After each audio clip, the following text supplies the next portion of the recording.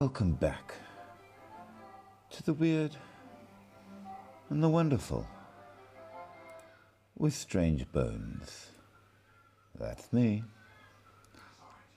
So we've been talking about some very weird places around the world, and I think what we're really getting out of all of this is that there is so much we do not know about our world. We sort of think in general that we know all there is to know, that with satellites and technology and all the rest of it, that we know all these things, but as it turns out, we really don't. And there is so much out there that is strange, interesting, and often slightly creepy. So as we get into the topic for today, we are moving along with our look into places that are just different. So let's begin by pointing out that on this channel we have just one rule, and that is to say you must not be rude. If you are rude, we give you the boot. On this channel we do this for our own interest, understanding and learning, and as such we do not promote nor deride any of the things we talk about, and we don't offer judgment on other people's views and points. But at the same time, let's not be rude about it. Let's allow at least people their own opinions. What we feel ourselves is a separate thing. That said, of course, do comment greatly. The more comments, the better. Make sure that you like, because likes are free and they make a big difference to the channel. Do share, do subscribe, and do all of the good things that make the algorithm like us and our channel grow, and send lots and lots of gifts to keep us all going. But that said, that is where we stand at present, and we are carrying on at least from yesterday's live, and it's going to take a little bit of work, I think, because we've had a little bit of difficulties with the strength of the internet and what have you, one or two other small things, but we are sorting out and getting going. Of course, I will remind everybody that if there are any particular things you would like checked out and researched and brought to the channel, I would be very glad to do that. I do point out, however, that I tend to work hard to avoid current politics and things of that kind of sensitive nature, because it will, of course, cause problems, and we don't want problems. I will also point out that we only allow people onto the channel in general if we know you, simply because we've had some pretty awful trolls in the past, and we don't like trolls. But all of that said, let's get started with what I think is going to be an interesting one. Now, I want you to imagine that you are out, maybe on a nice hike, enjoying the beautiful warm weather. You're out in the Philippines, and lovely tropical vegetation around. It's a wonderful day, you're enjoying all things, it's bright and shiny, and it is perhaps the last thing you expect as you come up on a cliff face, and nailed to the cliff face, stretching up above you, are hundreds and hundreds of coffins. Something that perhaps is a lot creepier than you might have expected. But, of course, if you go to Sagada in the Philippines, that is exactly what you will find. Now, when it comes to burial, Abdul, welcome.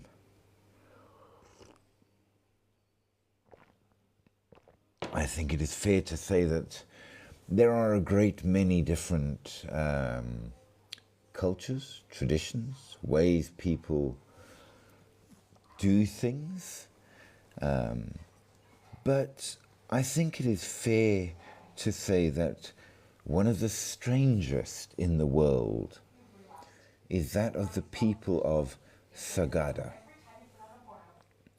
So, as you get a bit older and you feel that perhaps, it's time to start thinking about the final sleep, as it were, the elderly in Sagada carve their own coffins. They carve them out of hollowed logs, and if they're too weak or ill, their families assist or do it for them. And when they finally do go, they are placed inside their own coffins. If they didn't carve it quite big enough, sometimes they are broken up to fit. The coffins are then brought to a cave. And this is one of the ancient rituals and traditions that the people of the Cordillera administrative region, known as the Igorots of the northern Philippines, have preserved. The ancient custom starts with a burial gathering led by the deceased's family and relatives. It lasts for days of mourning, of feasting and the butchering of livestock as the body is prepared for entombment. Thereafter, the family members carry the body to a cave or cliff where the coffin is waiting. It's believed that carrying the dead will transfer luck, blessings, and talents to the family. Instead of being placed in the ground, they're either placed in a cave or hung on the face of the cliff near the hanging coffins of their ancestors. Creepily enough, the Sagada have been practicing such burials for over 2,000 years, and some of the coffins are well over a century old. Eventually they deteriorate and fall from their precarious positions. These positions, of course, are very specifically on the rocky cliffs of Sagada's Echo Valley. And I give it to you that in an echoing valley surrounded by the hanging dead, there's a fair amount of creep going on. Hey, Tash. Now, it was believed, of course, that the higher they are placed, the greater chance the spirits have of reaching a higher level of the afterlife. Many of the locations of the coffins are very difficult to reach, and obviously should be left alone out of respect, but can be appreciated, so to speak, from afar. Team Holdings, welcomes. Now, the practice serves a testament to the enduring culture of the Igorot people. The sacred burial rite is part of their rich historical, spiritual, and cultural heritage. But nevertheless, can you imagine being in an echoing valley surrounded by hundreds of coffins, the whisper of ghosts on the wind, and the hint of decay in the air, I think it would be quite fair to say it would be memorable, if nothing else. But of course, this is not the only strange place we can talk about. We have all kinds. Some of them are particularly cool. There's a number of interesting places around the world that we can talk about. And one of them, which is quite cool, is a place called Jamali Kamali Mosque and Tomb in India. It's a Sufi mosque. And what makes it more interesting than most places is that they have combined the tomb with the mosque. It's in the archaeological village of Mehraudi in South Delhi in India.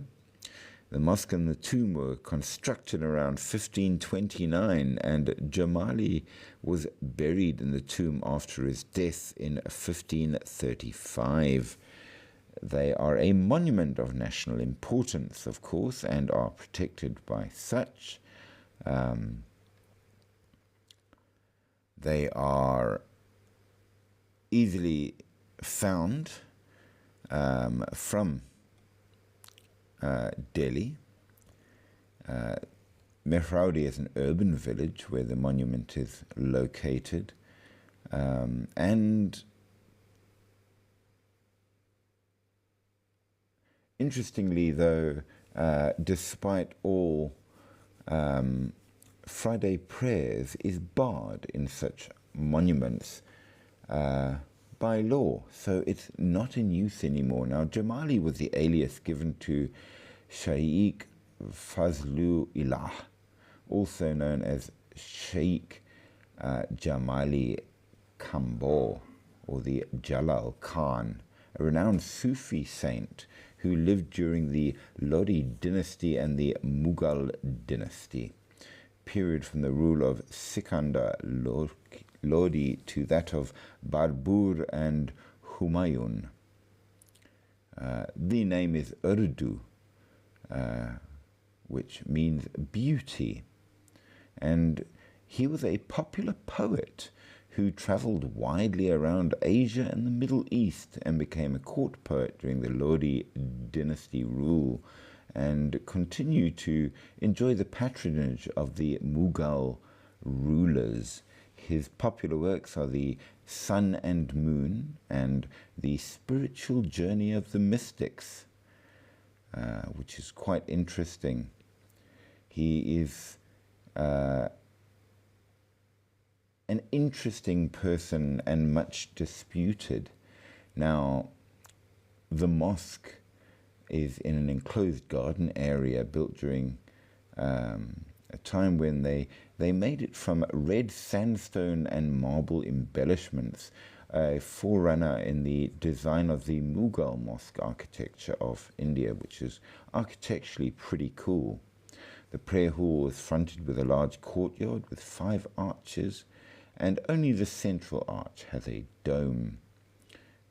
It's very much an impressive place to see. Now, the tomb there is adjacent to the mosque and is painted red and blue with Quranic inscriptions. The walls are adorned with inlaid coloured tiles inscribed with Jamal's poems. It is like stepping into a jewelry box. A beautiful, beautiful place. Very serene. But what makes it so interesting is how you have this Sufi place with a very different sort of style to what you would expect in New Delhi. which makes it a very interesting and slightly out of place sort of thing. Now, what makes it even more interesting is this is known as the City of Jinns. So, Mehrabadi Archaeological Park has over 100 monuments, a place that is full of sultans' tombs to stepwells, medieval forts, and ruined mosques. And it's a very interesting sort of a place. A Sufi saint renowned for his mystical poetry,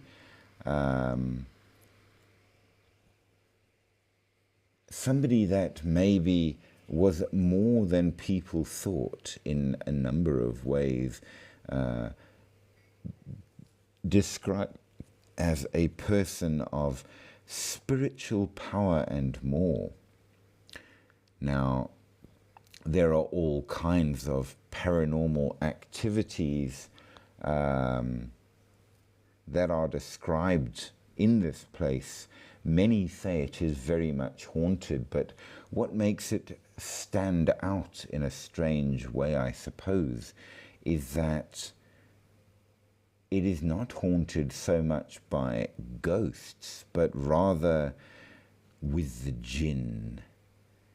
They are anglicized, of course, as genies, but they are a kind of a semi-demonic creature that lives alongside humans in the world. They are considered to be another race rather than like an angel or a demon and such. And they turn up, of course, a great deal in things like the Arabian Nights and more.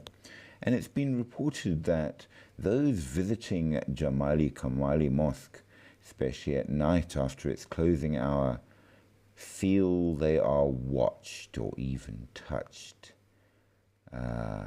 And some say that often whatever is there follows you home. A city of jinn.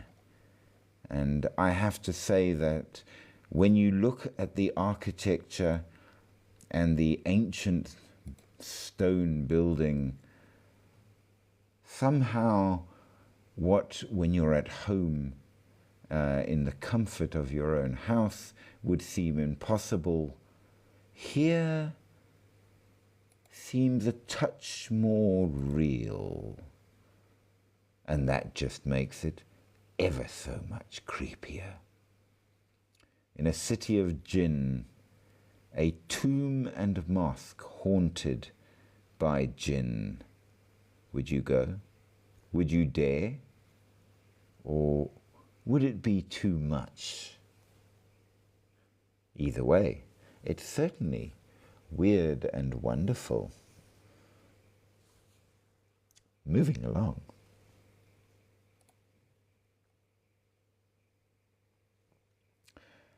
Now, I think it would be a very fair point to say that when it comes to very creepy places, the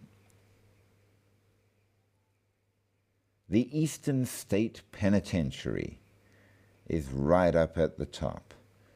And if nothing else, we know that Al Capone spent 8 months there.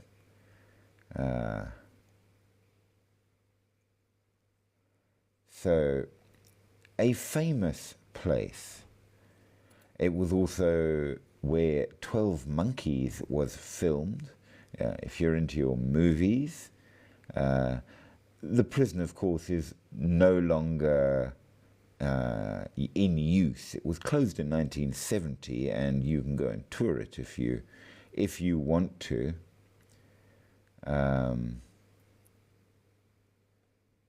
12 Monkeys, by the way, was called that because the 12 monkeys are the hours on a clock. And they say that the army is basically a time cult. There's a fair amount of truth to that. Now, we need to talk about what else you might find inside. And there's a fair amount which does get pretty creepy. I think it would be a fair point to say that what you will find inside is not necessarily all that you might expect, and yet at the same time, possibly a great deal more. So the Eastern State Penitentiary is a former American prison in Philadelphia, the city of brotherly love, in Fairmont. It was operational from 1829 to 1971. It refined the system of separate incarceration first pioneered at the Walnut Street Jail, which emphasized the principles of reform rather than punishment. We know that Al Capone was there, the famous bank robber Willie Sutton was there. It has a wagon wheel design, which is quite interesting. We know that James Bruno, known as Big Joe, and several of his relatives were incarcerated there for the Calais massacre of 1934, though they got paroled. It was, at its completion, the largest and most expensive public structure ever erected in the United States, and became a model for more than 300 prisons worldwide. It's now considered a landmark. In the 19th century, it was known as Cherry Hill State Prison, being on Cherry Hill. It was designed by John Haviland and opened on October 25th, 1829. It was the world's first true penitentiary. 7 corridors of heated and skylighted cells capable of holding 500 convicts in isolation. It became known as the Pennsylvania system, where separate incarceration was done. The warden was legally required to visit every inmate every day, and the overseers were mandated to see each inmate 3 times a day. Which is interesting. It was different from the New York system of prisons, which was where prisoners were forced to work together in silence and absolutely could be subjected to physical punishment, such as in Sing Sing. This was different. It was designed to possibly rehabilitate, though how well it worked is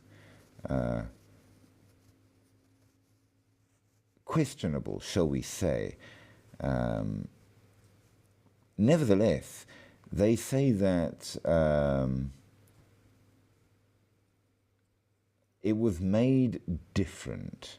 The doors were made deliberately smaller, so that prisoners could not easily get out the cell and attack the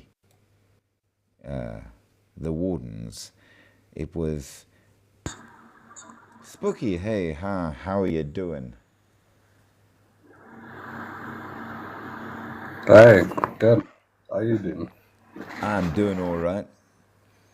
I shifted where I'm doing my live from so that the kiddies could play their games and not have to worry about me. So, yeah.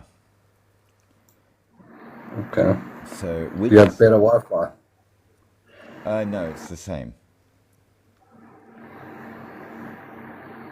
So, we're talking about weird places, and We went over the haunted mausoleum and mosque in India, in the city of jinns, and we talked about the hanging coffins in the Philippines.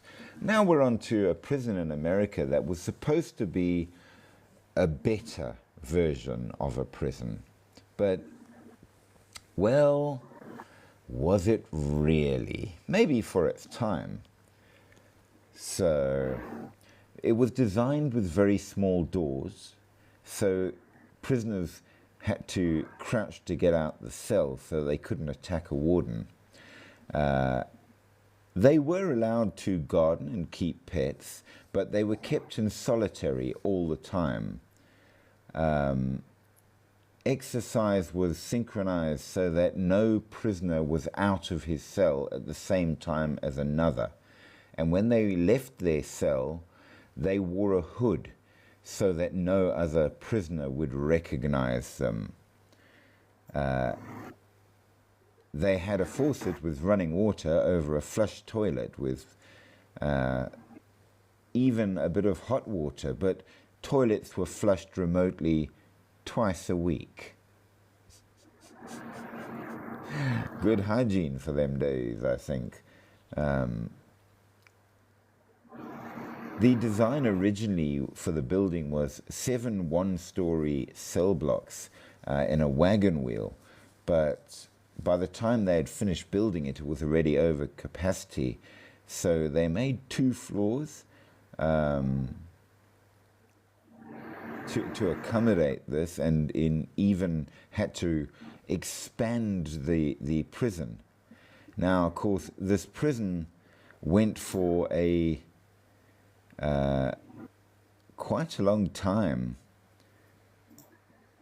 And as you can imagine, with all the famous peoples that were there and the dangers involved, there's all kinds of stories about what might be inside these strange prisons.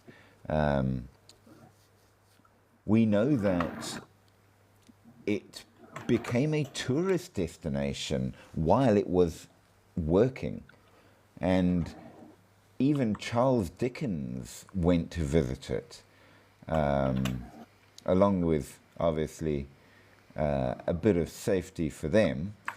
There were all sorts of people. Many of them were petty criminals, but there were a number of more serious ones as well as it got going. And what was very, very interesting is that it seems that there were issues with how they treated the prisons. The proponents of the system believed that criminals should be exposed in total silence to thoughts of their behavior and the ugliness of their crimes, which would make them penitent. In reality, the guards and counselors of the facility designed a variety of physical and psychological torture regimens for various infractions, including dousing prisoners in freezing water outside during winter, chaining their tongues to their wrists in a fashion that, struggling against the chains, would cause their tongue to tear, strapping prisoners into chairs with tight leather restraints for days on end, and putting the worst behaved prisoners in the pit called the Hole, an underground cell block under cell block 14, where they had no light, no human contact, and as little food as possible for as long as 2 weeks at a time. So, as you can imagine, it has become a place that quite probably is particularly haunted. There are stories that say that perhaps if you go in there, you will absolutely hear sounds, feel somebody touch you from behind, and in very rare cases, in cell 14, you might be actually attacked by something you cannot even see. Halloween Nights, or Terror Behind the Walls, is an annual event that has now come out because of the various real stories of prison murder and violence. It's kind of a gore fest nowadays, but they say that, well, not all of the things you might see were made by the artists. Let's just say that.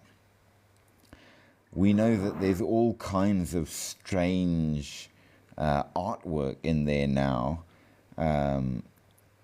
including pictures of hundreds of cats, which kind of took over the prison at one point, which is very, very strange. It's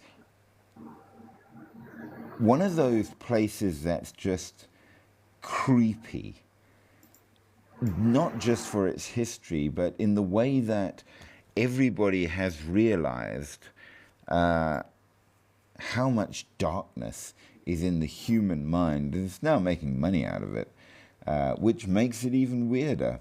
We know that there were several films, 12 Monkeys being the most famous one, and absolutely, it is the sort of place that tells you that once you're there, your time will stretch on into eternity. So pretty cool, as a weird sort of place.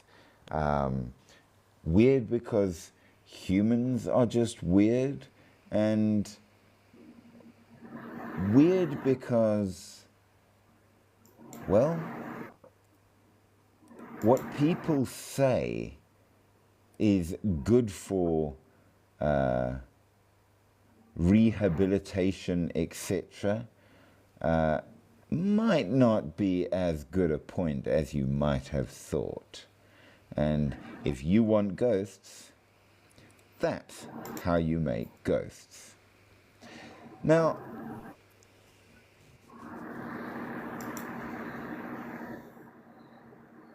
I'm going to ask you, how big a fan are you of Stephen King? Because after all, I'm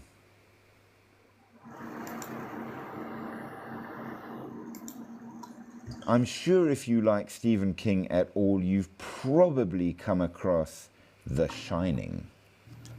Now, The Shining was based on a real place, in case you are wondering. And that real place is the Stanley Hotel in Colorado.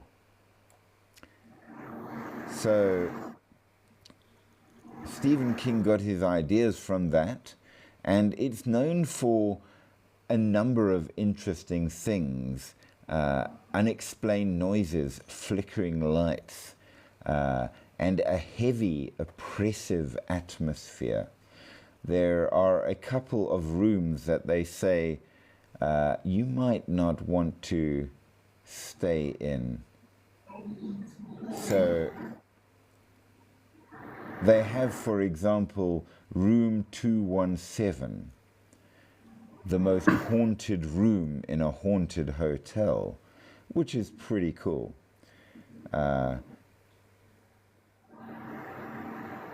We know that there is a room 237, which isn't real. And that's because in the movie, 217 was renumbered as 237. So just in case you're confused about the haunting,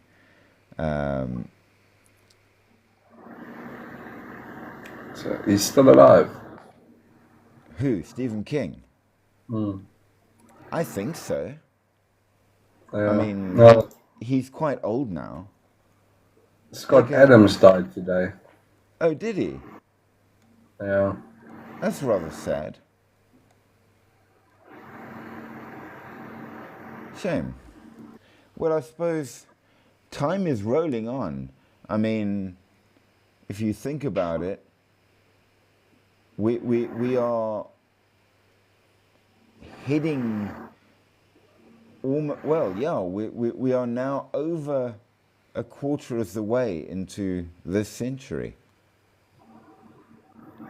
How about that? Yeah. But it seems that it will never stop. So the Stanley Hotel has been open since 1909. It's a grand Georgian colonial revival hotel that inspired Stephen King's The Shining and harbours numerous spirits that have chosen to make it their eternal home. Ghostly children in the hallways to phantom piano music. Now, I've got to be honest with you, if it comes to ghosts, the ones that creep me out the most are probably going to be the ghostly children. They are absolutely up at the top of my list. It's just like when it comes to awful horror items, I think that dolls and clowns are among the worst. Now, if you're visiting the Rocky Mountains, 70 miles from downtown Denver, that's where you will find the Stanley Hotel. It's got 140 rooms.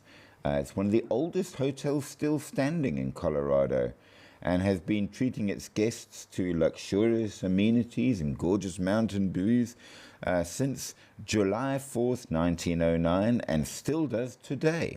You can go and stay in it, which is pretty cool. It was opened by the inventor Freeland Oscar Stanley.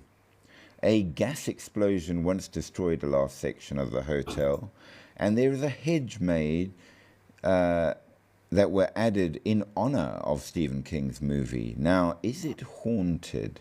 Well, it's had its fair share of unusual activity over its history, and employees, guests, and historians alike agree that, believe it or not, it's difficult to ignore that there's something weird there.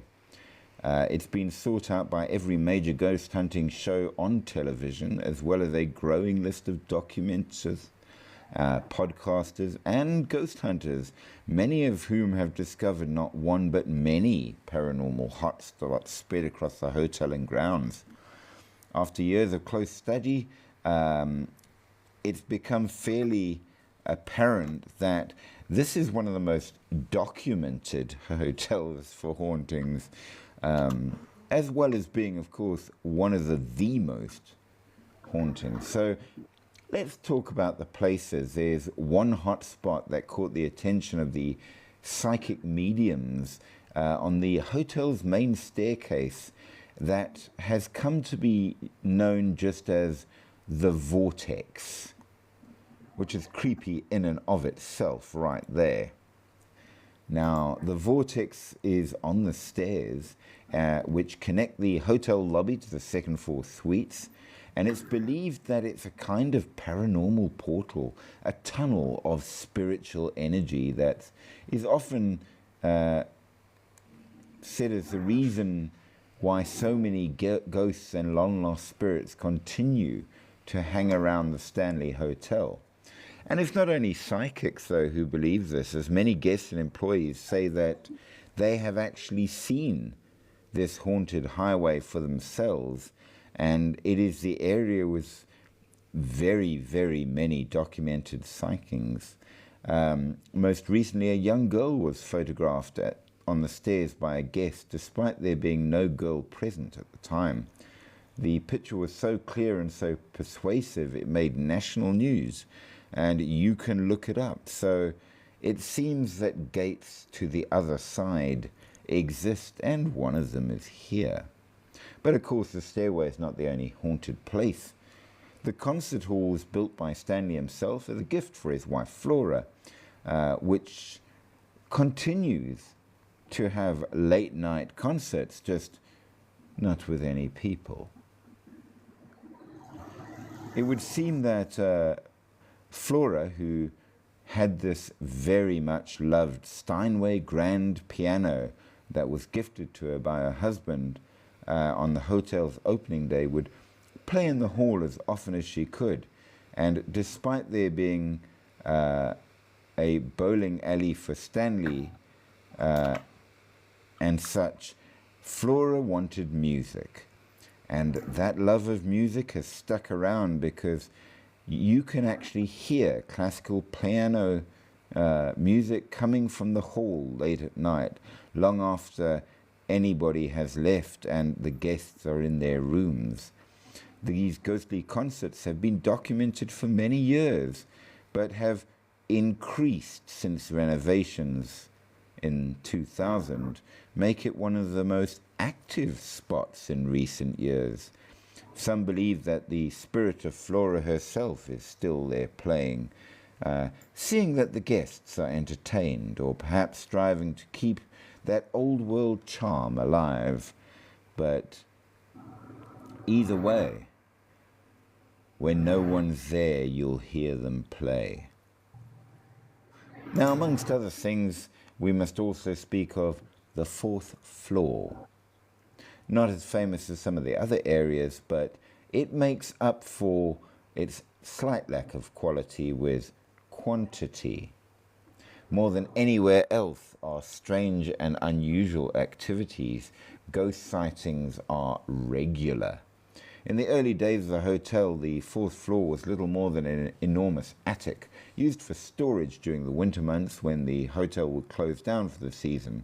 And in later years, it became built up, first as an in-house lodging for female employees and their children, and later as hotel suites.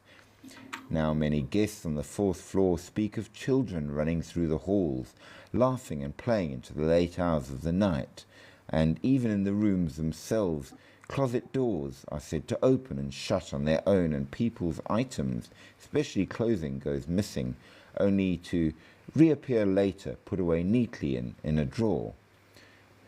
Of all the rooms, though, 428 is the most active, with reports of heavy footsteps moving across the room, furniture being rearranged as the occupants sleep, and more troubling, the ghost of a lone cowboy has made himself known time and again, surprising the sleeping guests by appearing at the edge of their bed and waking them. Strangely enough, there is no record of a cowboy dying in that room, but many locals believe he is the spirit of James Nugent, known as the Rocky Mountain Jim, a local mountain man and explorer who founded much of the town. Known as a bit of a ladies' man, the spirit is said to gravitate towards female guests, sometimes giving them a chilly kiss in the middle of the night. Would you like to wake up to a kiss and having a ghost smile down at you? But let's talk about room 217. The place that, if you're gonna be a ghost hunter, this is the room you have to sleep in, if you get any sleep. In the early years of the hotel, room 217 was the location of a horrific accident, one that would prove an early indicator of the sordid history that would follow the Stanley for the rest of its days. Late one night, as a Colorado snowstorm was approaching, the head housekeeper, Miss Elizabeth Wilson, was making her rounds, lighting the acetylene lanterns throughout the hotel in case of a power outage. Unfortunately, what she did not know and could not have known was that there was a leak on the second floor, slowly filling the entire wing with flammable gas. As she entered room 217, lighting a match beneath the lamp, the explosion rocked the hotel, destroying the room, the hall, the floor beneath, and dropping her down to the dining room below. Strangely enough, nobody was killed, not even Mrs. Wilson, who sustained little more than 2 broken ankles and a story she would tell to her dying day. But the damage was done, and the legends began to unfold. Despite not dying in the blast, many believe that Mrs. Wilson, who passed away at the ripe old age of 90 in her Estate Parks home, is still clinging to the hotel and to the room that caused her so much trauma. They could be right, because guests in 217 have long been reporting personal items being moved around the room, lights being turned on and off, and some unmarried couples have felt a cold force wedged between their sleeping bodies, proof, they say, that old Miss Wilson is there watching out for any funny business. You will behave. While it's a persuasive story, 217 left its mark on history in other ways as well. If it wasn't for the nightmares of a young, struggling writer who had been staying in the room for the night, some of the most iconic characters and moments would never have been realized. And of course, we refer to young Stephen. In 1974,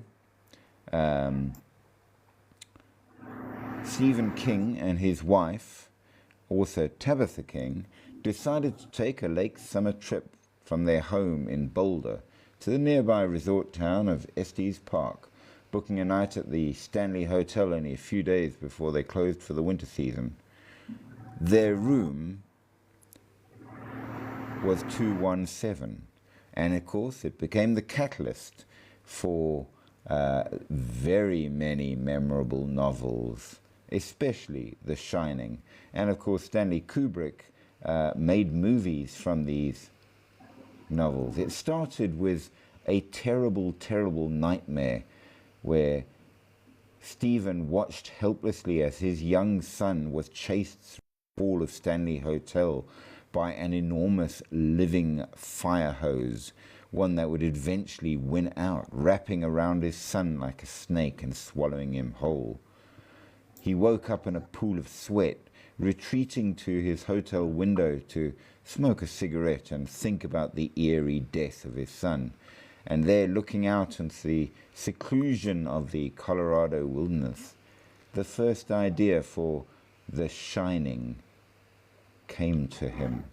The novel became a major part of 20th century popular culture, and you can't call yourself a horror fan if you haven't seen The Shining. And of course, it was a rather interesting story as well, and it was his first huge success that sold more than 350 million copies worldwide and was made into a movie. Though it said he didn't like how the movie came out, but it seems that the real story is just as creepy as the novel.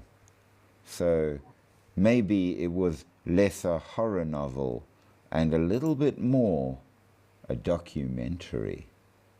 But you can go there today. The current owner is still yet to be convinced of all of the claims about it. He says, well, it's just a story, but it's open. And if you want to go and stay there, you can do that. And who knows, maybe you will see something to convince you. They say of all the places that you can go in the world to see the ghosts, as it were, this one is an excellent choice. There's a lot of ghosts, no problem. And it's a lovely hotel, 5-star, great place to visit. So, well, maybe it's worthwhile. What do you think? Would you spend a night in room 217, Spooky? Probably not. Why?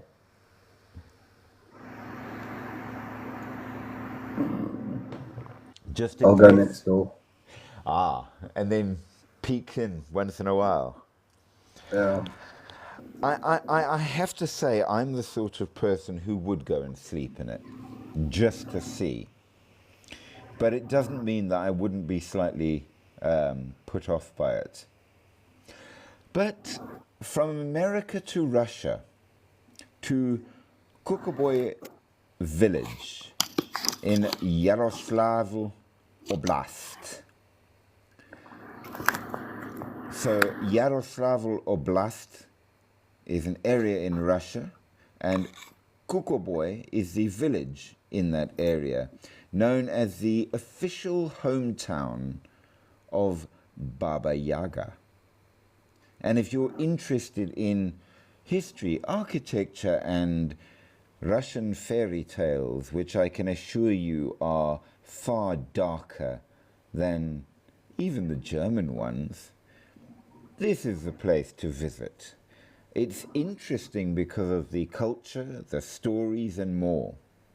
So the village there has a full folklore complex dedicated to Baba Yaga. Visitors can explore her hut, which is a museum of wooden patterns, and the gates to the fairy tale, and a bear's house in the surrounding pine forest. You will find the Spassky Cathedral, the Church of the Saviour not made by hands, a magnificent architectural temple in Russian style built in the early 1900s after a local merchant convinced the villagers to build a church instead of a railway. Fell in disrepair after being closed in 1918, but it's still there. There is a holy spring with healing water that is near Baba Yaga's hut, and the remains of a church from 1836, which is pretty impressive. It's not so hard to get to, as many places in Russia are, and it's got all the essentials: school, clinic, fire station, post office, shops. But it's Baba Yaga's setup, if you will, that makes it really interesting. So some places have ghosts, some places have witches. Of course, Baba Yaga basically means old woman in Russian, from what I am led to translate and understand. And it's very interesting. The architecture is well worth seeing if you are interested in that. And Mickey Mew arrived and waved and disappeared. I hope she's still around. Yay for Mickey. We haven't seen you for a while. But yeah, it's the sort of place that is interesting because, after all, Baba Yaga is neither good nor bad, but both. In fairly typical Russian fashion, how she is depends on how you are, who you are, and what maybe she thinks that you need, which, well, who knows how an ancient witch thinks. So thank you for the likes there, Mickey Mew. I do appreciate that greatly. I hope you are having a fantastic evening and are feeling a little bit less painful today. So there are some interesting sorts of things in Russia, which perhaps is worthwhile. But if you don't want to go to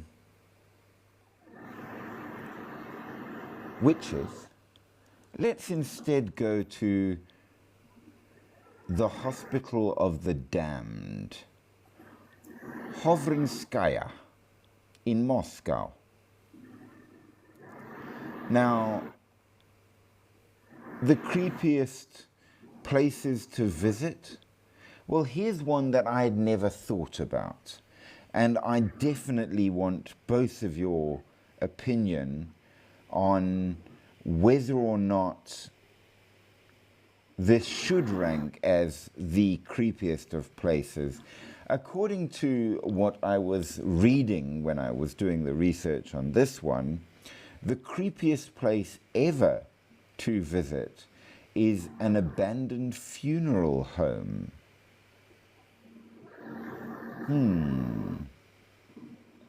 What do you think? No. No? That was very definitive.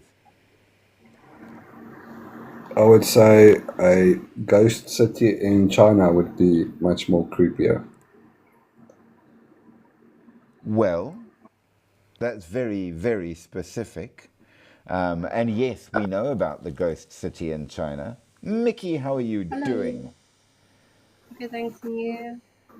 Awesome, awesome. So glad you came on. What's your Me opinion? too. Top What choice. about? Okay, according to the research I was doing, they think the creepiest possible place to visit in the world would be an abandoned funeral home. Spooky says no. I think no. How do you feel?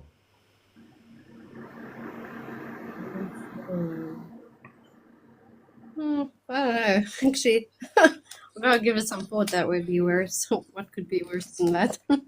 Well, I uh, personally think that abandoned hospitals, particularly old ones that have a number of nasty bits to their history, would definitely, for mind you, I might be biased because, of course, I went to Kempton Park Hospital, and that was very, very creepy. Spooky thinks hmm. that a haunted city in China would top the list, and we will get to China and its haunted city in due course because it is creepy, but I still maintain a hospital. But that's just me. Sanitarium or something like that. Abandoned sanitarium. Weird of me. It's a fair But yeah, question. hospitals are pretty. Either way, Yeah. I think that it's fair to say that certain places do have an edge on creep. And there's something about the dirty hallways and strange graffiti that seems to turn up with abandoned medical equipment and rusting hospital beds, and the fact that lots of people definitely did pass on right there in that hospital. Because, well, hospitals are very often where people go to die. So it does make them a pretty creepy thing. Now, in Moscow, you have Hovrinskaya Hospital. It was so bad that they compare it to the hospital, and this you will like, being a gamer girl, and I think you as well, Spooky. It's the same as the hospital from Resident Evil. That sounds pretty Hmm. cool. Now I want to visit it. Hmm. It would have been the perfect location for a Russian version of The Walking Dead. Now, what's the story behind something that described? Well, let's see. Hovrinskaya, sometimes pronounced Kovrinskaya, the Cyrillic doesn't translate, so I'm dying to know what you are eating because I have seen you eat that so many times on a live. Mickey, what is it? I'm curious. I'm nosy. Is that It's chocolate? like a ice lolly, apple man. No, it's an ice lolly. Okay. Oh, ice lollies. I love It's ice called lollies. apple munch. It's like, The trouble is, I can't have ice lollies because What makes an ice lolly freeze properly is sugar. But you know, So, there is I must look for the brand for you. There is ice lolly. It's like an icebreaker. It's sugar-free ones that you can get. ooh, I'm gonna have to. Yeah, I need to know that because I love I'll ice try. lollies. I'll It's try like look for it for you. it's physically impossible to make a slush puppy without sugar because the way it forms the But these, crystals is due to the yeah. sugar. No one's slush puppy. But but the ones I saw, they're like icebreakers. You break them off, and you get Okay. the sugar-free version. Yeah, We shall look that'll be into good for it. you. Nevertheless, All Chovrino, these haunted places, yes, I'll take rather than what's happening in the Ukraine and in Iran. I'm not sure if you saw today's news, but it's very scary stuff. I am slightly more concerned about other countries where it's not obvious what's going on. Well, It's in Iran, it's very hard to get information from there because they cut off the internet. yes. Look, it is full on war. Let's be fair. It is what it is. And that's not a good thing by any stretch of the imagination. But at least you know what's going on. And similar in the Ukraine. What worries me far, far more than that is the slow creep of change in a number of places. And the reason it worries me is because there are certain people who do have a finger on a nuclear button that don't approve. And some of them are crazy enough to say, you know what? Let's just stop this now. And you Yeah. know that's not going to go well. But I'll take ghosts before I see real dead bodies. I Real dead bodies is scary. Walking amongst them, looking at thousands of people dead, walking over them to get to places.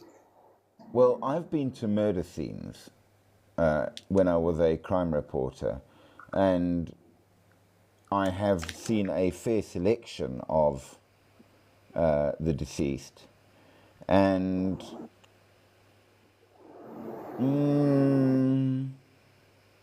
no, I think ghosts are creepier. Not as yucky, but creepier. I feel very uncomfortable amongst dead bodies. Then you would never have managed. I did my clinical practical training at Gray's Hospital, which, for those of you who don't know, Gray's Hospital is one of South Africa's biggest hospitals. Not the biggest, but it's one of them. It's a very big teaching hospital, which is in Maritzburg. And when I was there, not only was I assigned to the terminal ward for my training, I also did go down into the morgue once or twice, and they have such an inflow going through that the bodies were stacked 4 deep on the floor in the morgue. So yeah, it's crazy. Keeping up with all of that is hard. And because it is that big a hospital, almost everybody goes there. And I remember I walked in through the inpatients the one day, and there was a chap waiting to be seen with a machete in his head. Oh, freak me. Yeah, he was playing chess with somebody else while he waited. I mean, okay, fine. Yeah, This is brain is still functioning. apparently he was fine to wait. Yeah, it was creepy as hell. I have been in places where there was a sufficiency of blood from a murder that you had to wear booties because it was like thick on the floor. It, yeah, it can get very yuck, but it's still not as creepy as some of the ghosts, I will say. That's just my opinion. I think it would be very different for everybody. I do remember being very cross because it's terribly draining dealing with that kind of psychology. Whereas my buddy, who was doing it with me, he was given the natal ward. So he would go to work and talk to all of these happy mothers who've just given birth to beautiful bouncing babies. And he would come home from the day's training full of energy and all smiles and happy and like, oh, what a wonderful day. It was so good. And I would go to work and like, today I chat to you, tomorrow your bed's empty. Oh, it's terrible. So yeah, very different sort of experience in terms of our clinical psychology training. So yeah, maybe that as well is why I think hospitals are the creepiest. I've been in active ones and I've been in abandoned ones, and yeah, both of them to me are terribly draining and oppressive. I don't like hospitals of any kind at all. It just does not work for me. Me too. 20,000 people today murdered in Iran. People just walking over their loved ones. Well, again, I'm sorry to be quite so harsh about it. The world should never have got involved there. It was not their business and they made it worse, in my opinion. Yeah. I have seen how war goes and war escalates, and I put it to you that, where did I put it there? They should never have gotten involved. It was an issue for their and that country, and it was not our place to be part of any of it. And people got involved, and it became worse. That is my opinion. So, and the other problem I have is half of the stories coming out of there, you can't even rely on as being true or not. There's been a number of reports I've seen, and some of the pictures that accompanied it don't come from now. It comes from other places and other events, which goes to show that now it's difficult to believe any of the reports as to what's going on. Yeah. Well, I get my news from like Tommy Robinson. So, I mean, he probably doesn't have the most reliable sources. Well, look, I'm not saying he is or isn't reliable himself, but like you say, they've cut off the internet, they've cut off a lot of things out there, which means that the sources become questionable. And that's one of the big problems. I was watching a very, very interesting video the other day, and I thought, man, it was going on about one or another political thing, and then halfway through, I suddenly realized it was entirely AI generated. It was a Yeah. thing that was generated in order to promote a point of view, and none of the stuff in it had happened. Hang on, guys. We can't trust our media anymore. We can't trust our news for all kinds of reasons. And when it comes to what's really happening around the world, it's very difficult to trust anything on social media because AI is that good, Yep. which makes it really difficult because you do need to know what's going on, as you correctly said. We need to know how things are happening, but we just don't. So it's an issue that I'm As somebody who is obviously quite invested in good journalism, I mean, it's what I tried to do for years and years and years. I have a serious problem with it. I do. I have a very serious problem with it. Well, And I, they've been lying on social media, and news organizations have been lying for years, for decades, since forever.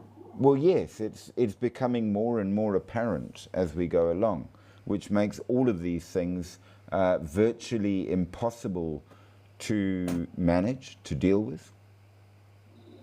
I mean, if you don't Do you know think what's they ever went to the moon? well, in the case of that one, I don't care. It changes my life not at all. They did, they didn't, I don't really care. Yeah. Whereas what's actually going on in other countries that will directly affect me, that I care about. If that makes sense. Yeah. I'm more worried because if somebody does go all the way and cause a massive all-out war over the Middle East that involves multiple countries, you're getting some too, and you know it. Yeah. Well, I saw an entire city obliterated just this week, I think to yesterday, Do we know in which city? Ukraine. It's in Ukraine. Which So it city was though? Russia. Was it? I don't know. Well, there you go. Right there. There's my problem. Because with modern things, we know how many cities are there and where they are and what and what and what. I want to Yeah, but know I can't remember which. the name of it. Oh, it's just that you can't remember the name. It's different. But I want specifics. Because, in fact, one of my friends who I was chatting to today, he came to see me, is married to a Ukrainian woman. Yeah. So, well, good for her. She's in this country now, so far away from. But obviously, family and everything is back home. So we would need specifics. We need to know. Well, I won't know. I'm not sure if I can call it a city, but it's these big buildings where people residential areas, but it's buildings. Yeah. Well, same, Yeah. same. So that was destroyed by Russians. The buildings are like still standing. They're just on fire. Okay. And the source of this news is sufficiently certain for us to say it definitely happened? Well, I found it on X, and it's normally like people that would share it, like Tommy Robinson. He would share it. There's lots of organizations they would not share it. Even stuff from Iran, they don't want to share any footage from Iran. Fox News sometimes does it, but not CNN or Fox News is notoriously biased. yeah, they're on the right. But so is all the other organizations. They're also biased, especially To on be the left. fair, you're not wrong. What do you think, Yahweh son? You got a comment about any of this?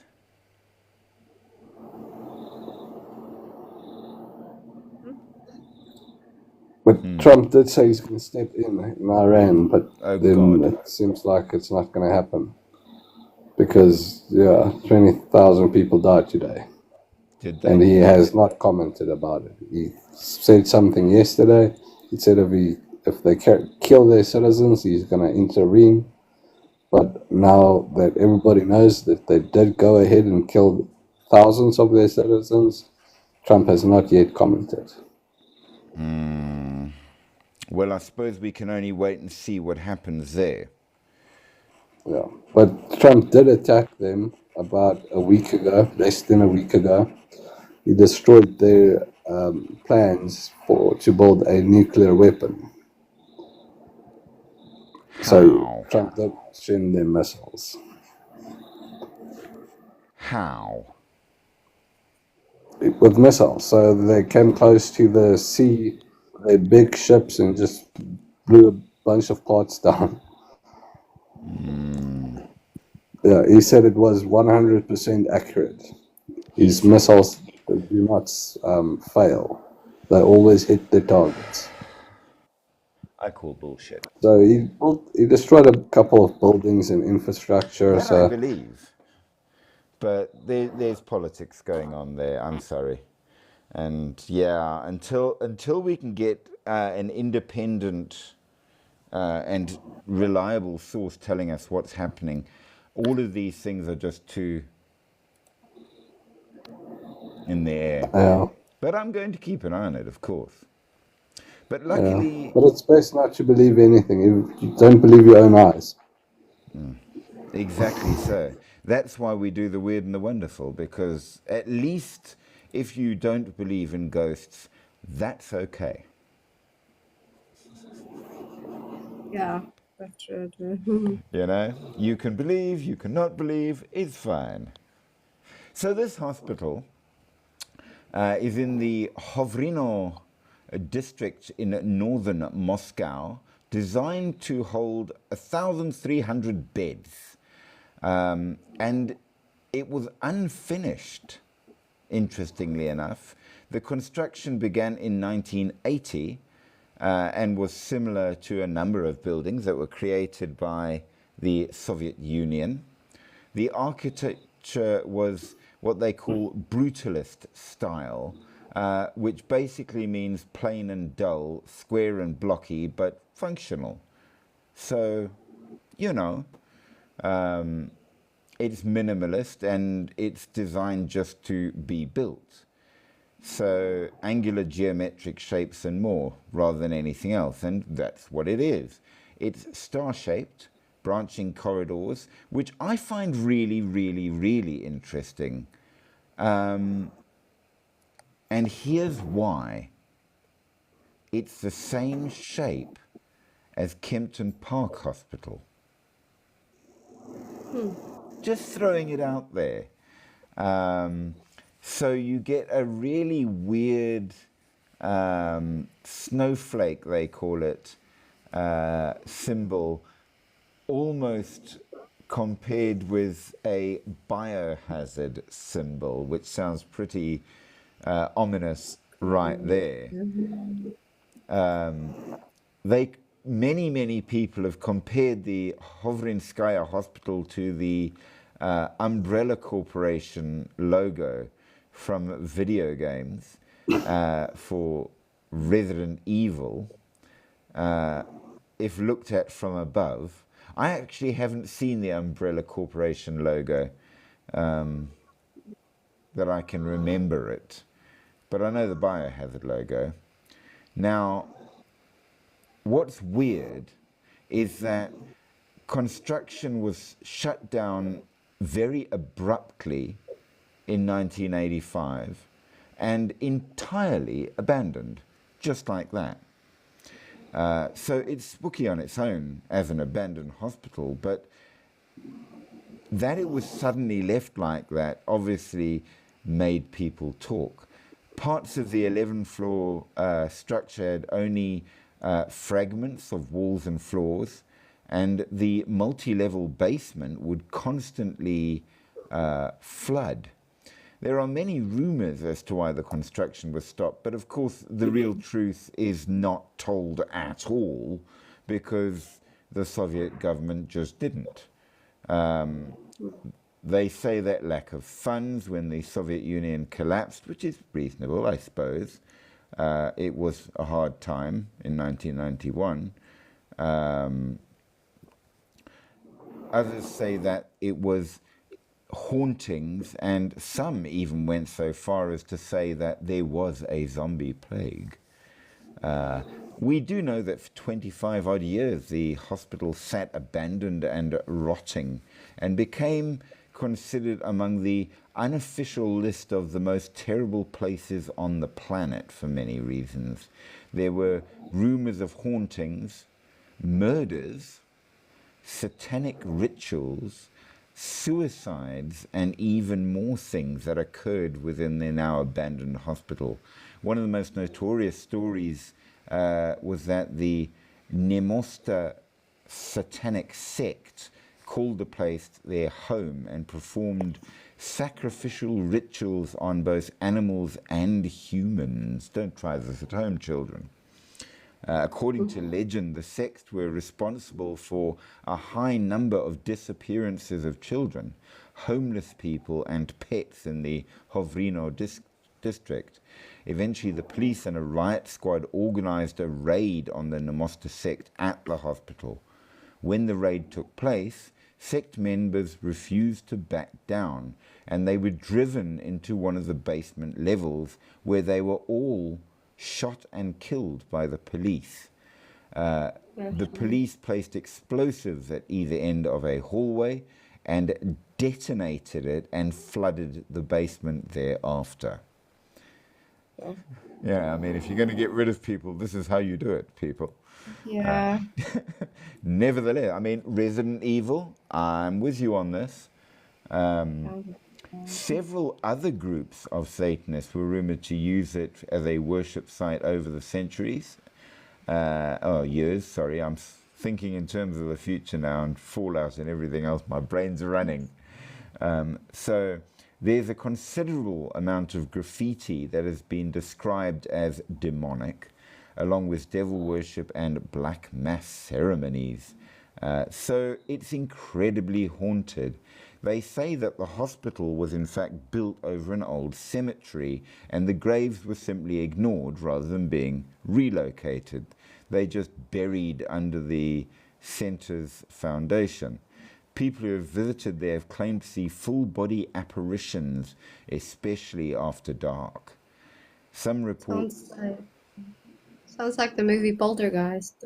Yes. They just built all over Doesn't the it? graveyard. Well, in all of the stuff we've done on ghosts, have we not agreed that that's the cause of don't do this, building on a cemetery without dealing with it properly?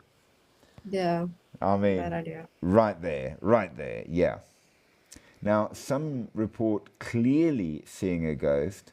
Some say they have seen strange cone-shaped silhouettes moving around the building. Along with ghosts, there are also strange and unexplained sounds, children screaming and crying in empty rooms and halls.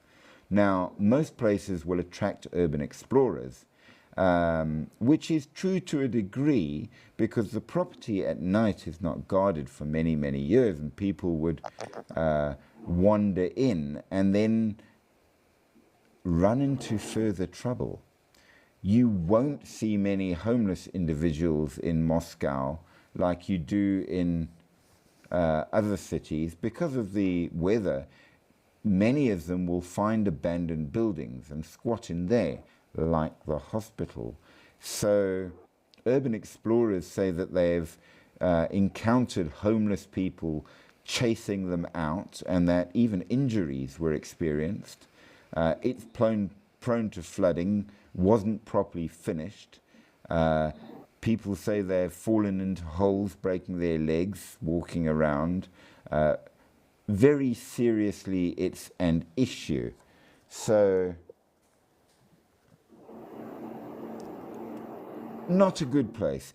There are also several suicides. One of the most well-known took place in 2005 was the 16-year-old Alexei Krayuskin, known as Kray to his friends. He threw himself down an elevator shaft from the 8th floor because he was unhappy in love.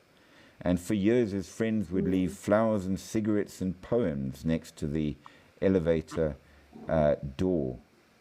Several murder victims have been found in there as well. Most locals, however, do stay out because, yeah, not a good place to go in the dark. No, I wouldn't. No, you know, I don't know if I'd be more worried about the ghosts or the living in there. Either way, it's probably not a good choice to visit. Actually, thinking about it, I say I wouldn't go into a place like that. But if I knew I'm actually lying because if I knew there was, if there was, just ghosts, then I'd be like, okay, I want to go see this. Fair But point. if there were people, like real people Murderers that are were, more worrying. yeah, Yeah, then I yeah. wouldn't want to go. But Fair out of point. curiosity, I definitely would want to go snoop around and have a look see. Well, if you go to Moscow, you're out of luck because eventually it became such a problem that in 2018 they completely demolished it and there is nothing left there but a flat lot because it just became too much. Yeah, And to date, it's still, the land is unbought, nobody wants anything to do with it. I'm So, sure. I'm sure if you build something on there, it will just like, right?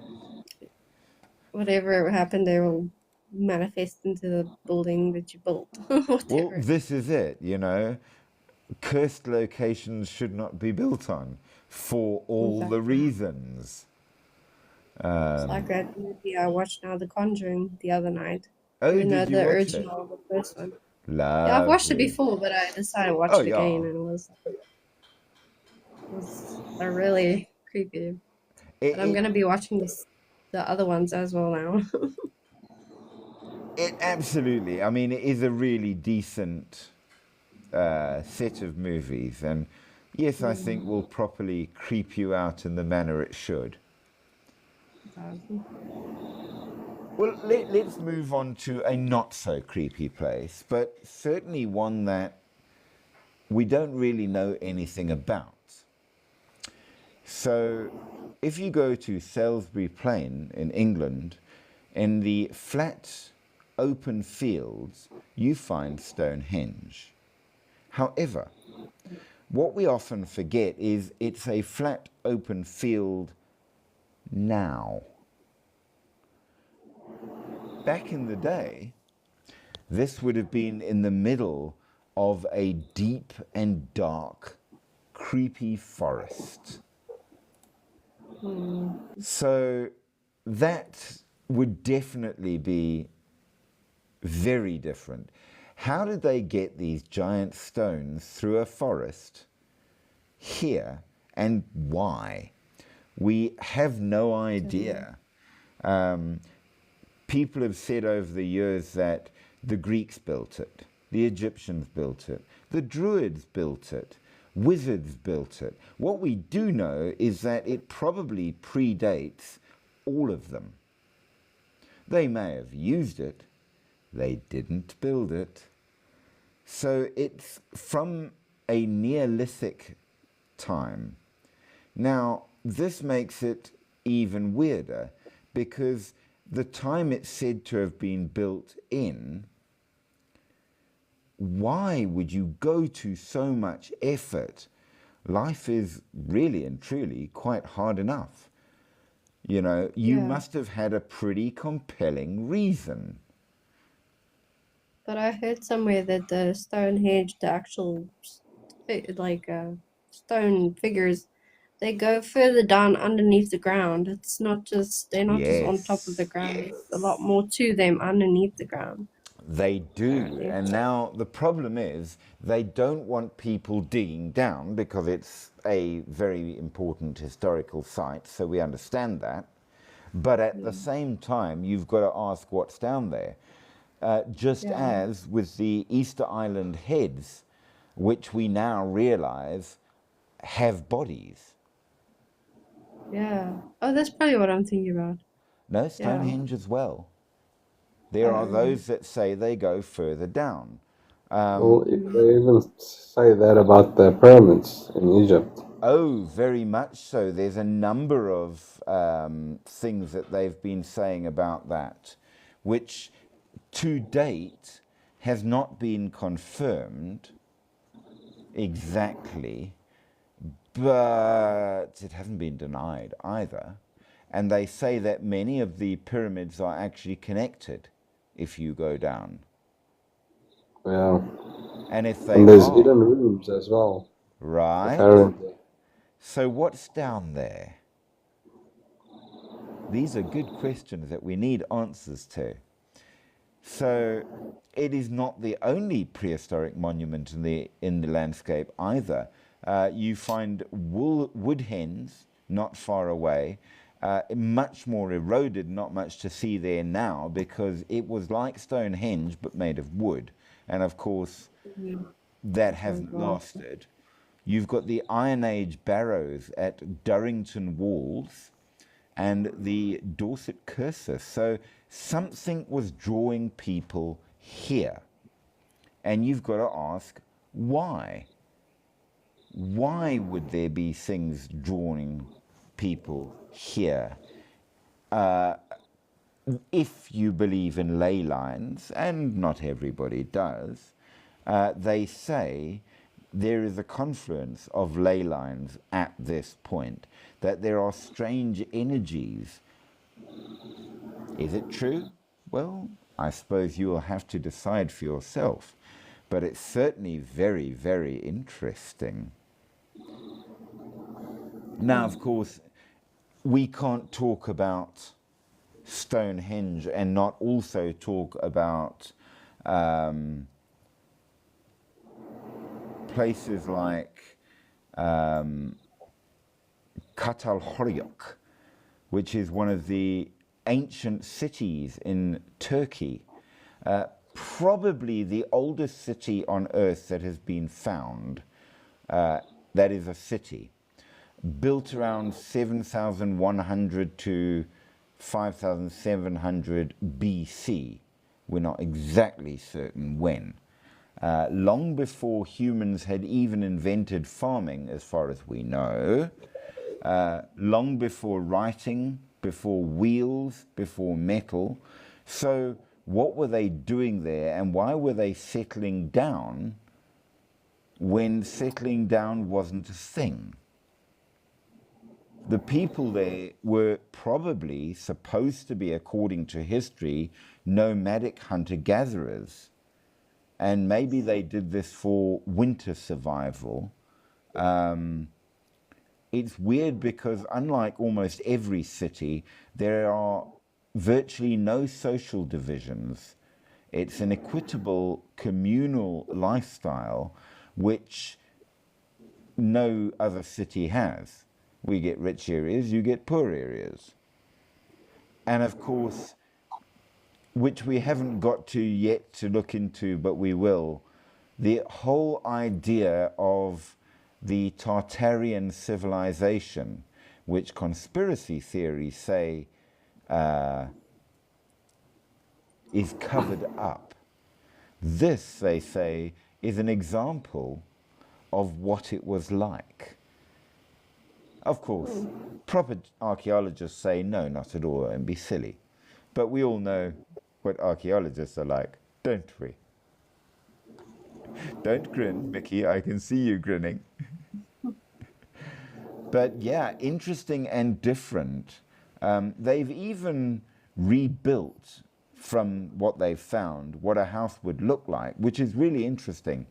A typical house was small, packed quite tightly, no streets between the buildings. The main entrance was a ladder on the roof. Very clean. But weirdly enough, they buried their dead under the floors of their own home. So That's yes, creepy. you went down into the ground in these houses with weird oval doorways. But I suppose that would work very well if you're avoiding the cold of winter. So strange, but interesting. Now, right along with it, we have to mention the Nazca lines, where again, you can't even properly see them from Earth. Who were they made for? Because the whole point of art is that you can see it, isn't it? Yeah, it's kind of odd. So if you can only see these artworks from a very, very great height, why would you make them unless you are making for somebody who was at a great height? They're more, excuse me, they're more, I can't keep yawning. They're more than likely trying to make it for the UFOs or gods who are UFOs. Or, or they had flying machines. Oh. I like that idea too. Who's to say? Maybe. We don't know. But it nevertheless raises questions, and we like questions. Yeah. Many of the places that we find prove that we actually have no cooking clue about our world. We think we do, and we're wrong. So in 1902, there were a bunch of workmen who were digging cisterns for new houses in Malta. And they dug up a Neolithic temple and necropolis around 3000 BCE. And it's beautiful, wonderfully made underground. It probably was originally a natural cave that was then expanded.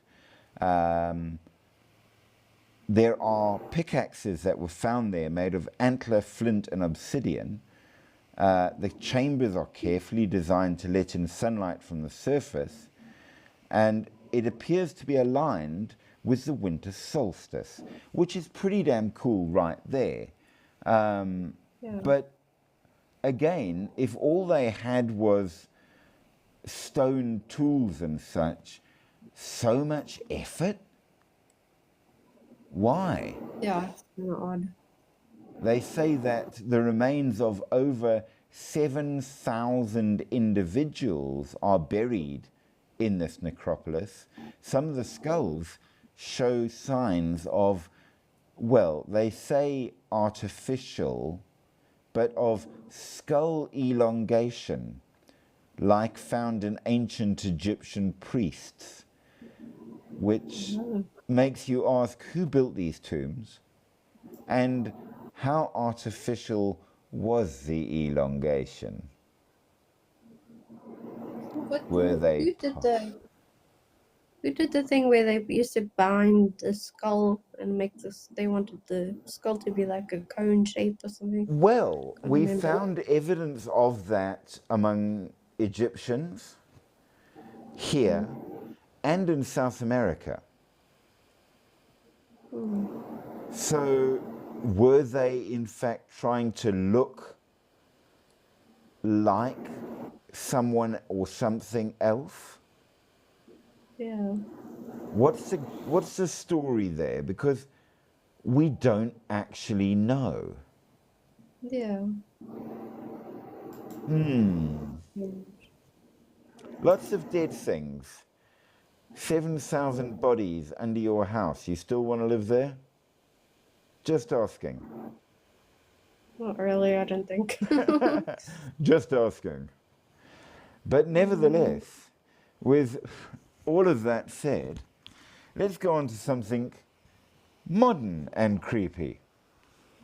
Oh, I wanted to ask you. Yes. How's things going with your puking ghost in your house?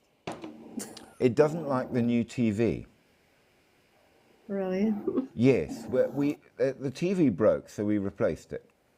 But it doesn't like the new TV, so it's moved into the cell phones. It is the weirdest frickin' thing. And the other day, for no reason whatsoever, one of the kids left their cell phone in their room, so they weren't there, nobody was there, and it opened up YouTube Music and started playing. Oh, okay. And we're like, hello? Is there something Likes we music. need to know? That's interesting. Right? So apparently the ghost likes electronics, but only certain ones, because it won't go near the TV now. Just now cell phones. Yes, so it's shifted because Hmm. the TV is not a nice TV. Oh, I see. It is a cheaper one than the one we had. So Oh, okay. maybe it's a snobby ghost. I don't know. It's a Is your good new question. TV a smart TV? Sort of. It's a bit of a weird one.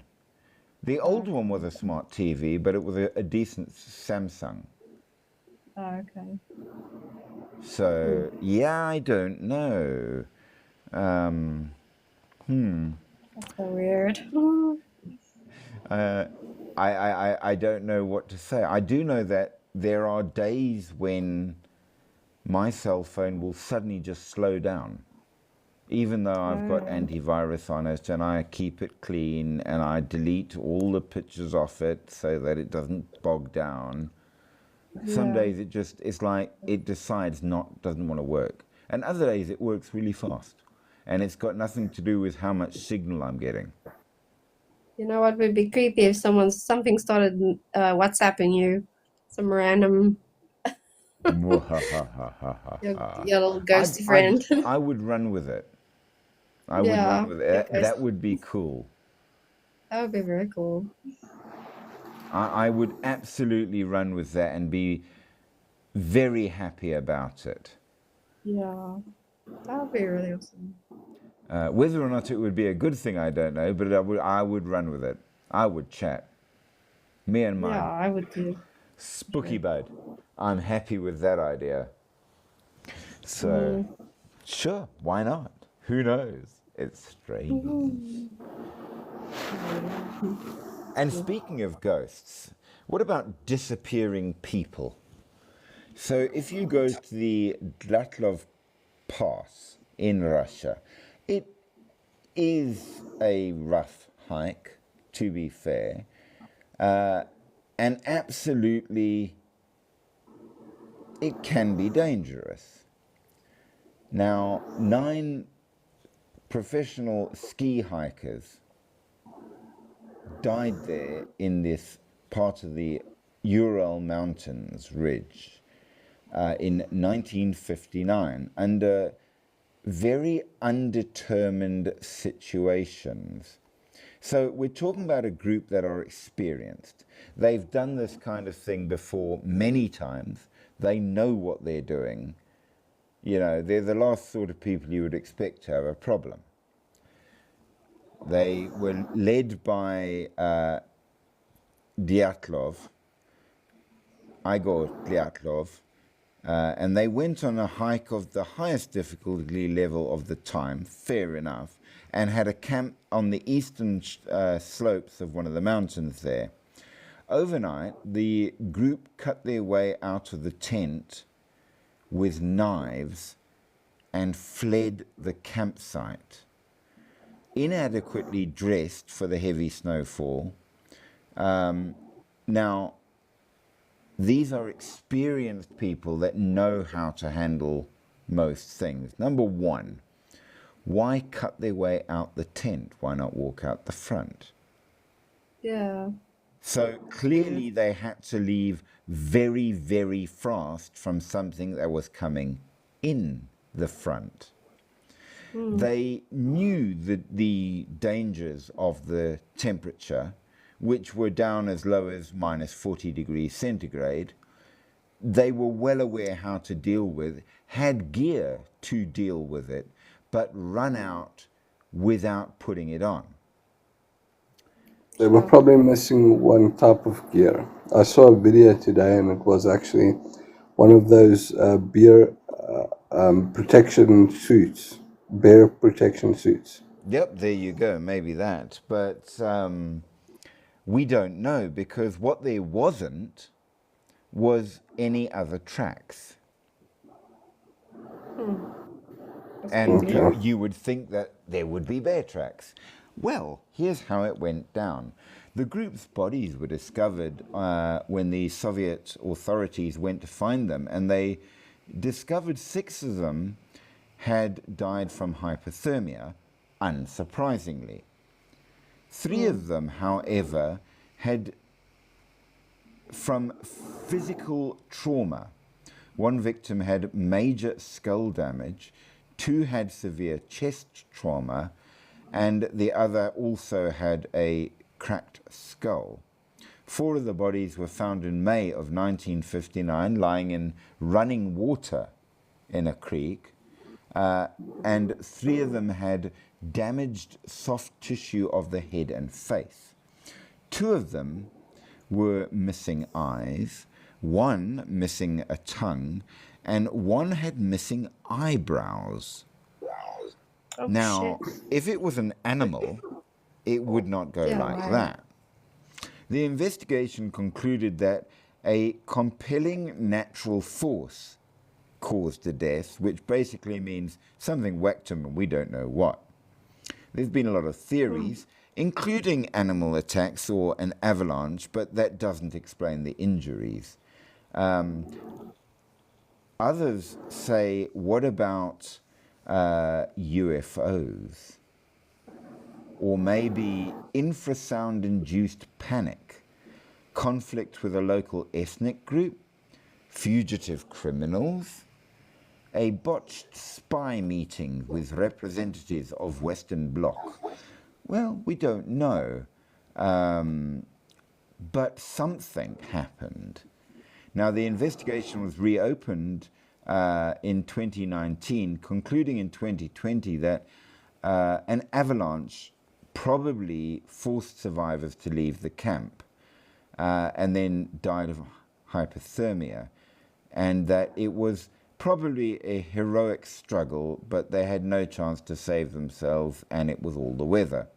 As you can obviously see, it doesn't explain what happened to them that caused their death. The hypothermia ones, sure. But what about the others? Now, these were high-grade people. They were qualified to do these hikes. They were expert and had done it a number of times. They knew what they were doing. Interestingly, there was actually supposed to be 11 people, not 10 on the trip. And at the last minute, the 11th person didn't go with them because he jumped to a different trip going in a different way. So, well, dodged a bullet there pretty quick, didn't he? They took a very standard route. There were diaries and cameras found around the campsite, so we knew what they did when they got there and set up camp. They planned to get over the pass and make a new camp. It was cold, but they knew what they were doing. So, not surprising. We know that they were going to contact home as soon as they got over the pass and past the next town.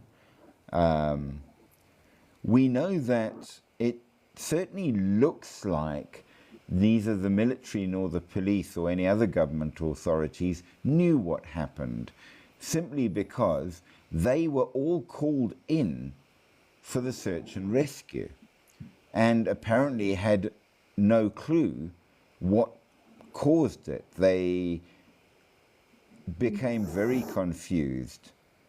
The tent was half torn down and covered with snow. It was empty, and all of the group's belonging and shoes were left behind. The tent had been cut open from the inside. 9 sets of footprints left by people wearing only socks or a single shoe or barefoot could be followed, leading down to the edge of a nearby wood on the opposite side of the path. At the edge, under a large pine tree, they found visible remains of a small fire and the first 2 bodies. shoeless and dressed only in underwear. The branches on the tree were broken up to 5 meters high, suggesting that one of the hikers had climbed up to look for something. We're not sure what. Maybe attempting to return to the camp if they could, to get clothing and shoes.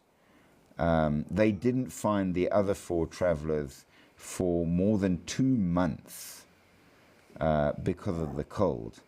They were dressed better than others and had apparently shared their clothing as well. So there was that. The tent that they had, there is a photograph, but it's a really small one, so I can't put it up because TikTok won't allow that smaller an image. It's a standard tent, and it's not avalanched over. It's still standing, though partly collapsed. So, no, I'm not thinking that an avalanche would be a good answer for why they suddenly abandoned the camp. The fact that the footprints were so clear of them, but no others, seems to imply what? Not an animal. The injuries are not conducive to what an animal would do. So strange. There were no Very weird. indications of any other people in the area apart from these travelers. They had cut their way out of the tent from inside. They died between 6 and 8 hours after their last meal. Traces from the camp said that all members left on foot of their own accord. There were levels of radiation found on one of the victims' clothing. The local Mansi people said that the fatal injuries could not have been caused by human beings, as the blows were too strong and no soft tissue was damaged, though the bones were crushed. That's odd. No information was given back at all about the condition of their internal organs, which you would expect in a medical report. Why? That's very strange. Nobody knows, but whatever was up there is kept it secret till today. There are no answers, even though there has been much later, more modern examinations. We don't know, and we can't tell you. Different, interesting, creepy, but nevertheless. There's a place I think I would avoid hiking. Just like the Valley of Death in Yakutia, which we spoke about in the first, yesterday's live, where the gas buildup underground leaks out, which basically causes dead forests and pockets of heavy gas where people and animals will just drop down and die. Don't walk through it. And because of the weird gas, the corpses don't decay, they sort of mummify. So you'll have these weird cauldron straight structures made largely out of volcanic formed metal with these corpses inside.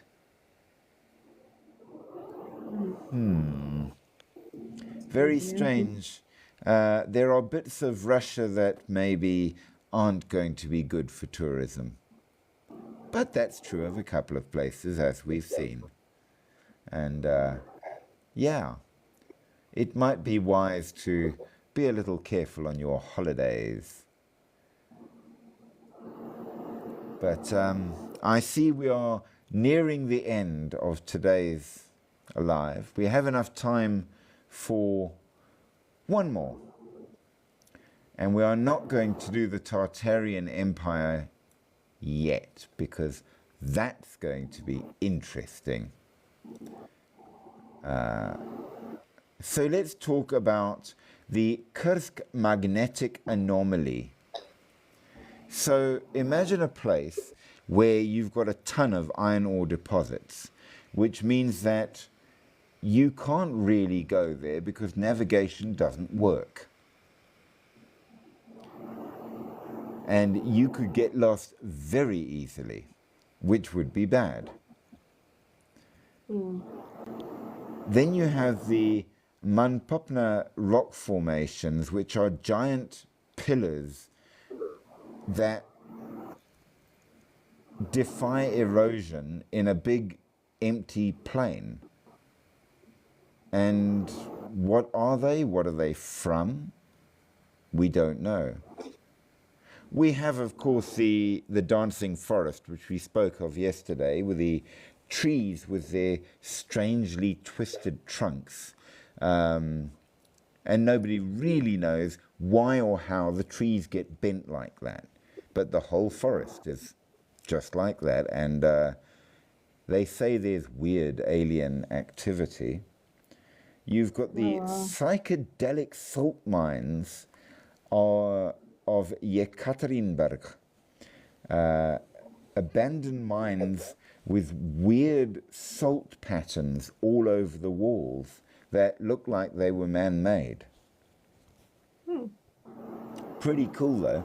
And then the Valley of Geysers, a volcanic area with boiling pools and geysers accessible only by helicopter, known for its geothermal activity, which is pretty damn cool. Of course, along with it, we've got the Russian equivalent of the Bermuda Triangle, which we will have to get into. The Dagrav City of the Dead in northern Ossetia. The Volgorod Balls. Now, you may recall from the last live, there's a number of places around the world where there are giant stone balls, and nobody really thinks they know what they're for. Geologists, of course, say they are naturally formed, but really? Yeah, it doesn't. And in Volgorod, there are more. So that's 3 places around the world where you've got giant stone balls, and we don't know why.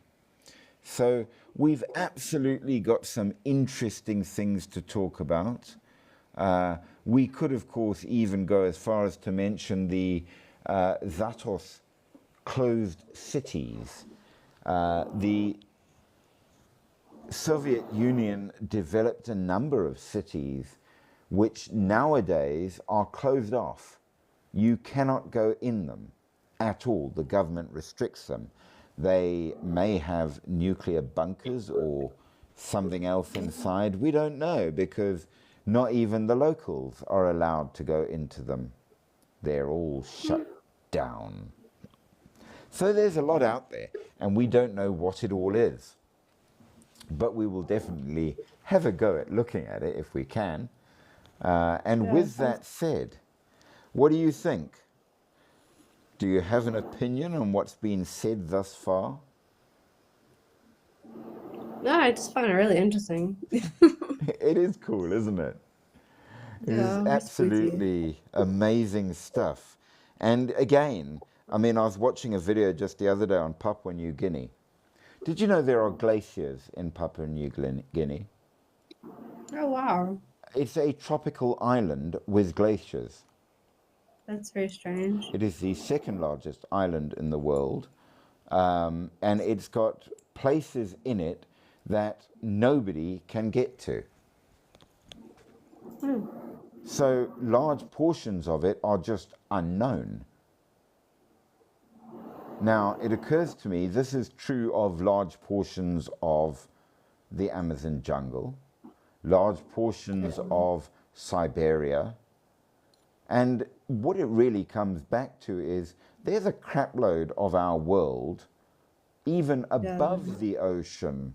We just don't know, It's so weird, creepy. right? We think we know. We think we're all the clever scientific experts, but actually, we know a lot less than you might think. And many of these places, they're sort of out of time. They shouldn't be like they are, where you get buildings from like pre-Stone Age times that people didn't have cities. It wasn't a thing. So how did they build buildings then? You know, it doesn't make Yeah. sense. It's very anachronistic.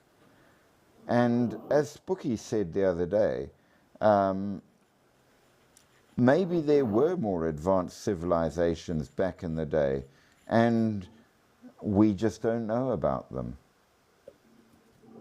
I'm starting to severely doubt many of the historical assumptions in geology, in human archaeology, and in all of these things that perhaps we are too quick to judge. There's more out there, and we don't necessarily know what it is. Oh, for sure. I'm pretty sure of that.